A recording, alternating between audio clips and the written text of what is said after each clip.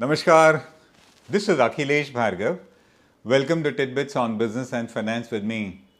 One of the most catchy and popular slogans of the 2014 elections was Mr. Modi's slogan of minimum government and maximum governance. It got him a lot of votes. It got him to power. What one thought by the promise of this slogan was that there would be lesser number of laws, they would be simpler, easier to comply with, and they would not be onerous in their compliance. Mr. Modi made a very promising start. Hundreds of laws were struck off the rule book, but then that turned out to be a hogwash. Most of these laws that were struck off were archaic and outdated and were no longer relevant. For example, one of the laws which was struck off was that you need a government permission to fly a kite. Another one said that a police inspector in Andhra Pradesh must have well-brushed teeth. It was these kind of laws that were struck off. But when it came to business laws that govern the daily lives of entrepreneurs, the reverse was done. Business laws were increased in number. They became more and more complicated. They were not easy to comply with. And the most important, they became very heavy-handed in approach. There was a regulatory overkill because of over-regulation. Along with this increase in the number and complexity of laws that impacted the businessmen was also a touch of criminalization of business and corporate laws. For the smallest of unintended violations or offense, apart from mandatory heavy penalty, came a requirement to be prosecuted, and thus lots and lots of businessmen today face criminal prosecutions for small offences, and that too unintentional. The approach of the government was to use a sledgehammer to kill an ant. Take the Companies Act. The Companies Act is a law that governs the smallest as well as the biggest of companies in India. This has been a prime example of regulatory overkill and over-regulation, and that comes out clearly in the numbers in respect of such action taken. The numbers say that 1.94 million directors have had their DIN numbers suspended, and thus they can't be directors of a company. And why? Their KYC was not uploaded. It could be for a lot of reasons, but that doesn't mean that their DIN is suspended and they can't be directors of a company. Another statistic says that 4.25 lakh persons have been debarred from being directors of a company only because that particular company did not file its annual return. And yet another one says that 3,39,000 companies have been struck off the register because they did not file their annual returns. That's too heavy a penalty to be imposed for a mere non-filing of an annual return, and that too, most of it in cases where the companies were small private limited entities and there had been an unintentional lapse in filing these returns.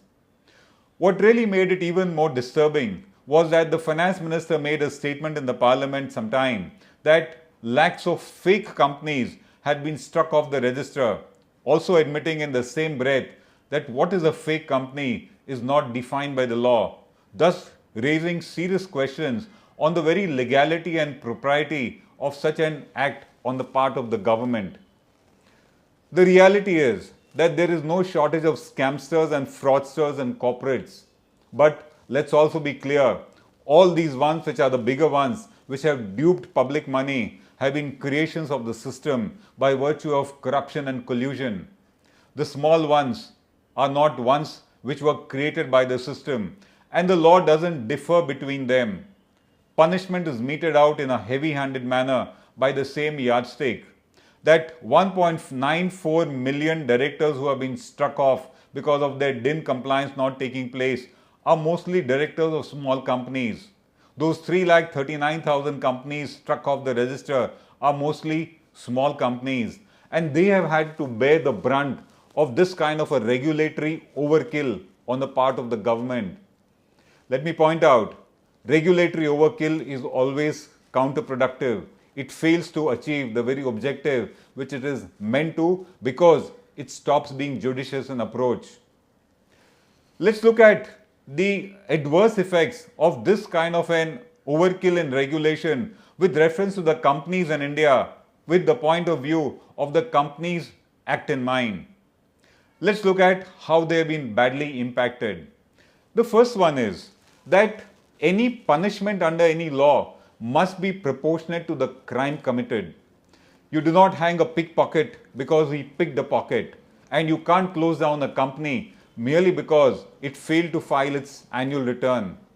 Lakhs of such companies have closed down, never to open again, and it has resulted in loss of livelihood and jobs for lakhs and millions again. So, if a law doesn't have a proportionate yardstick of punishment, it tends to be self-defeating. The second is that you can't close down a company for minor lapses.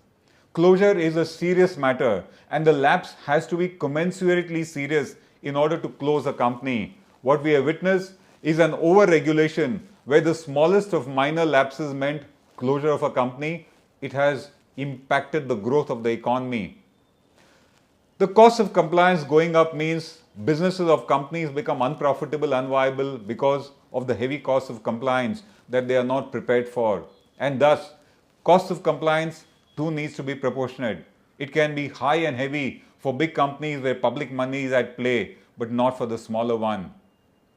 Let me also point out, it may be a very routine and thoughtless action on the part of a babu in a government department to strike off a company. But when a company's name is struck off, it is closed immediately, and that results in a huge amount of harassment to genuine companies.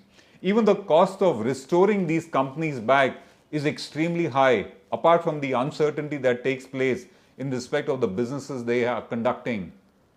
Sudden closure of companies has also impacted the revenue departments, banks, lenders and creditors very adversely, because if a bank has to recover a loan from a company and the company closes down, the bank is left high and dry, it rushes to the government to get it restored. Even the income tax department has faced such a situation. When you have this kind of a regulatory overkill, investments in the country are discouraged. Domestic as well as foreign investors do not really want to be directors of companies where they might be suddenly suspended as being directors or debarred from being directors for small offences committed by their companies. Many a foreign company and investor has not been investing in India only because their foreign nominees will get exposed to these kind of laws, and thus investment in India has been suffering. The other fallout is independent directors of merit do not want to be on the boards of companies, because if there is any lapse on the part of the company in filing its returns, etc., they suffer immediately. And why should they really? So we are having a situation where quality independent directors are not willing to be directors of company. Any law which is not judicious loses respect. Any law which is not fair in its treatment finally results in a mockery in its administration, and we need to prevent that. And finally, these kind of actions on the part of the government means the corporate structure of doing business, which is the most preferred one, is being shunned by entrepreneurs. That's not good for banking India, that's not good for corporate India, that's not good for the economy.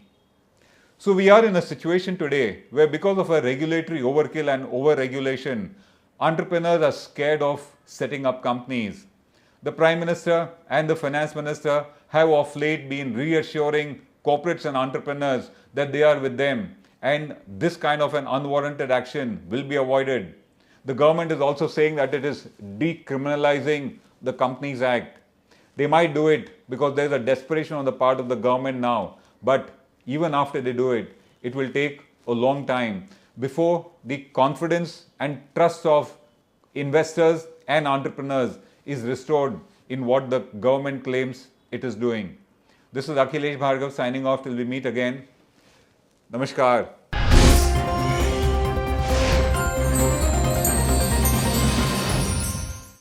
Now be the first to know about the latest updates on our new news app.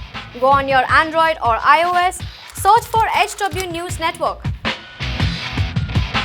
Download our app, choose the language you prefer to get updates in, and be up to date with the latest news.